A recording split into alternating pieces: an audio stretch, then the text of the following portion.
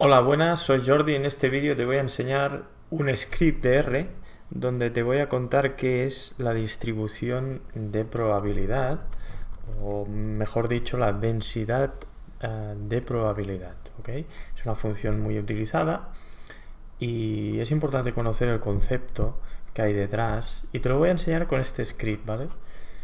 Vamos a abrir el script, lo tenía en documentos, R, aquí tenemos los códigos y este es el script que vamos a abrir, ¿de acuerdo? Recordamos que para abrir el script simplemente file open file, nos vamos al directorio que toca, documentos, en R, yo siempre los pongo aquí, rcodes, y aquí está este es el código, ¿ok? ¿Qué hace este código? Este código genera 4 muestras aleatorias de una población, ¿vale? Que es una población distribuida normalmente, con una media mu y una standard deviation sigma, ¿ok? Que serán inputs de nuestro script.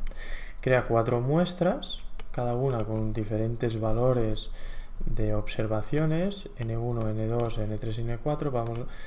Vas a ver que N1 es 100, N2 1000, N3 10.000 y N4 será 100.000, ¿de acuerdo? Estamos generando muestras aleatorias de una función distribuida normalmente, ¿ok? Después lo que haremos es calcular la longitud del intervalo. Este código también calcula la longitud del intervalo de las clases de un histograma para que sea de manera óptima. Utiliza una regla que la puedes usar si quieres para crear un número de bins o un intervalo de clases lo más eficiente o óptimo posible, ¿vale? Y finalmente pues vamos a dibujar los histogramas y vamos a dibujar para la cuarta muestra de 100.000 observaciones, vamos a dibujar la densidad de probabilidad, ¿ok? Por lo tanto, los inputs, como te decía, pues tenemos la mu, que es la media de la población. En este caso estamos hablando de población de altura de las personas en centímetros. La media es aproximadamente 168 centímetros. Y una sigma, una desviación estándar de 11 centímetros, ¿ok? Y pues nada, aquí simplemente pues antes de correr simplemente es importante sesión set working directory to source file para apuntar justamente en la carpeta de rcodes que está este código. Y simplemente aquí, como vamos a utilizar los paquetes, aquí cargo el paquete de ggplot2, que es el que vamos a utilizar. Aquí se está instalando porque no lo tengo, y en la siguiente línea de código vamos a cargar este paquete de ggplot2, ¿eh? Esto lo podemos hacer por aquí, por install, ¿de acuerdo? Y podríamos aquí poner ggplot2 y se instalaría el paquete que utilizaríamos para este script. Una vez instalado, ahora ya lo tenemos instalado por aquí, ggplot, ¿de acuerdo? Lo podemos activar o bien por aquí dando clic aquí, ¿ok? O simplemente aquí yo os he preparado ya un código que lo corremos con control enter, y se activa ggplot automáticamente. ¿Okay? Lo que íbamos, variables de entrada, pues estas es la mu, la sigma y las cuatro muestras que vamos a crear, ¿vale? Cada muestra, pues la primera tiene 100 observaciones, la segunda 1000, 10.000 y 100.000, ¿vale? Esta de 100.000 nos va a decir o representa toda la población. Imagínate que toda la población es de 100.000 personas, de la ciudad que estamos mirando, las alturas de las personas, es 100.000, ¿de acuerdo? Y esto para nosotros será la población, ¿ok? Pues nada, vamos a crear los datos. Aquí no estamos importando datos, simplemente estamos creando. Y lo que vamos a crear es una muestra aleatoria de una función normalmente distribuida, ¿de acuerdo? Es esta rnorm.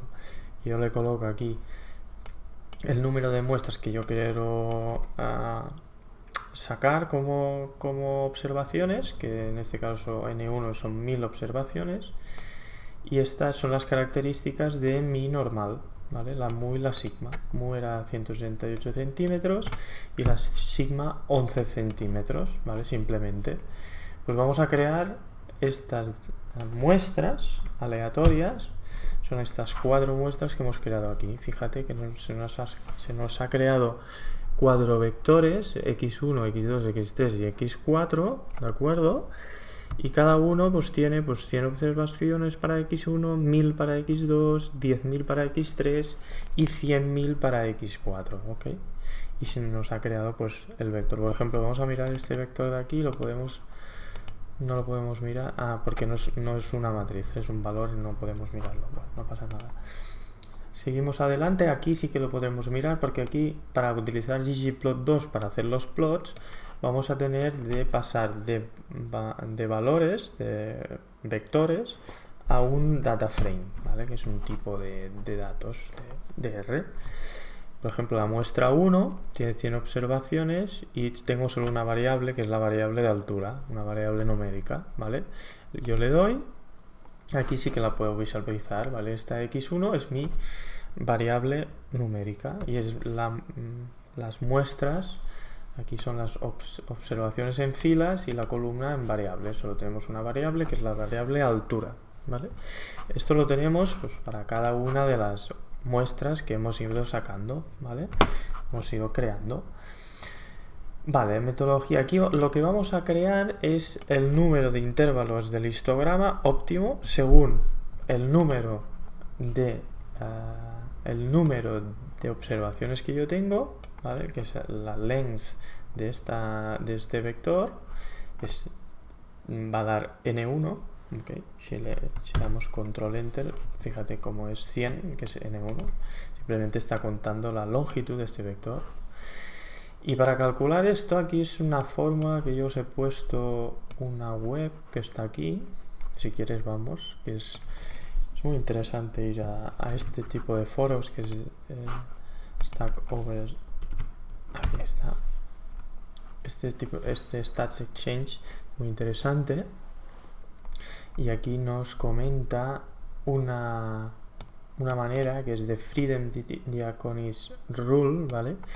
Que es una técnica muy robusta para sacar el ancho de la clase, ¿vale? O el ancho de los bins de nuestro histograma en función del número de muestras que yo tengo y cómo está distribuida nuestra muestra, que es el interquartile range, que es el rango intercuartílico, que es la diferencia entre cuartil 3 y cuartil 1, ¿vale? De alguna manera está utilizando, por un lado, cómo está distribuido las observaciones y por otro el número de observaciones de esta muestra, ¿vale? Os lo dejo por si lo queréis utilizar en vuestros proyectos y simplemente vamos a crear el bin width, es decir, la longitud de bin para cada una de las muestras que sea óptimo, ¿vale? Por ejemplo, aquí pues fíjate que cuando más pequeña es la muestra, más grande es el bineado que usamos. Por ejemplo, para 100 observaciones tenemos un bineado de 5 centímetros de altura. Para 100.000 observaciones, que es x4, tenemos un bineado más pequeño, porque como tenemos más datos, pues tendremos este bineado más pequeño, ¿de acuerdo?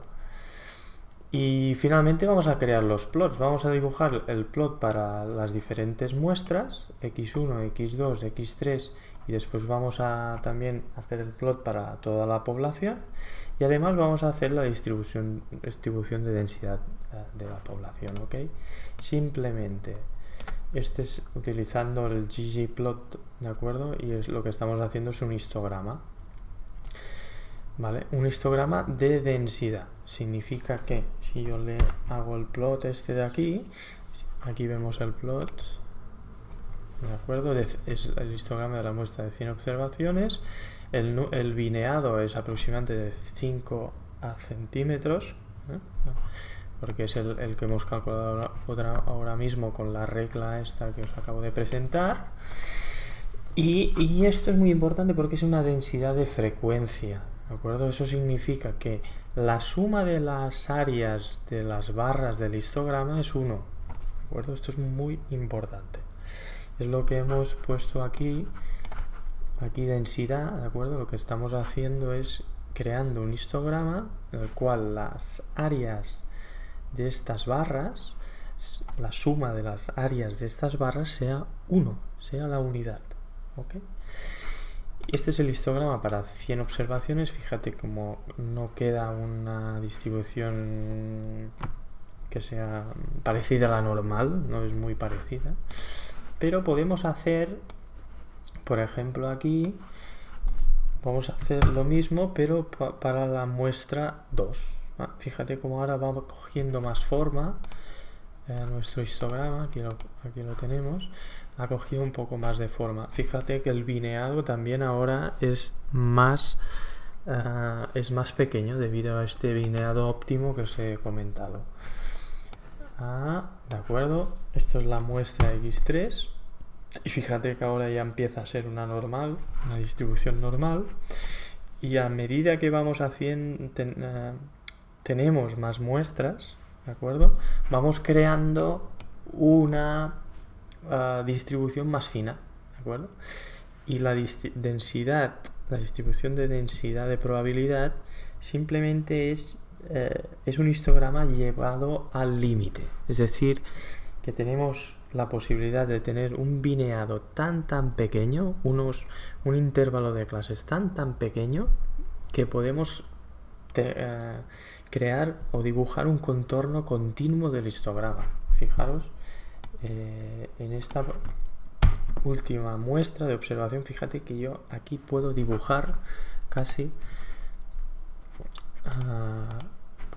el contorno casi perfecto de la muestra, o sea, del contorno de una campana de Gauss, ¿de acuerdo?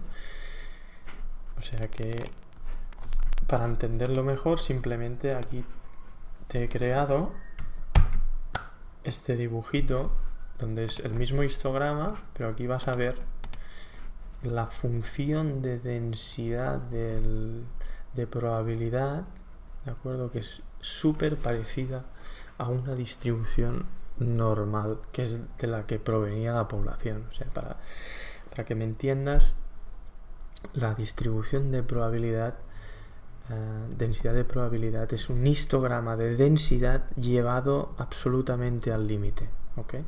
Después, los estadísticos lo que han hecho es, a partir de muchos histogramas que se han ido repitiendo durante la historia, se han creado funciones matemáticas para representar este tipo de histogramas llevados al límite, ¿vale? Para así utilizar las matemáticas como herramienta para el cálculo de las probabilidades, porque una de las principales utilidades de este tipo de distribuciones es calcular las probabilidades, ¿vale? Que es simplemente el área debajo de estas curvas, ¿vale? De esta curva de densidad de probabilidad.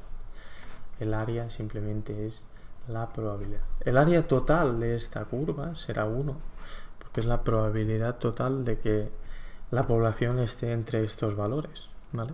Eso es una de las propiedades más típicas de las densidades de probabilidad. Pues bueno, nada, hasta aquí el vídeo. Espero que te haya quedado un poquito más claro con este ejemplo qué es la distribución de probabilidad, de densidad de probabilidad, perdona, y cómo se dibujan los histogramas en R, y te he dejado pues el código para que te lo bajes sin problema. Pues nada, nos vemos en otros vídeos, en otros posts, en conceptos claros. Muchas gracias.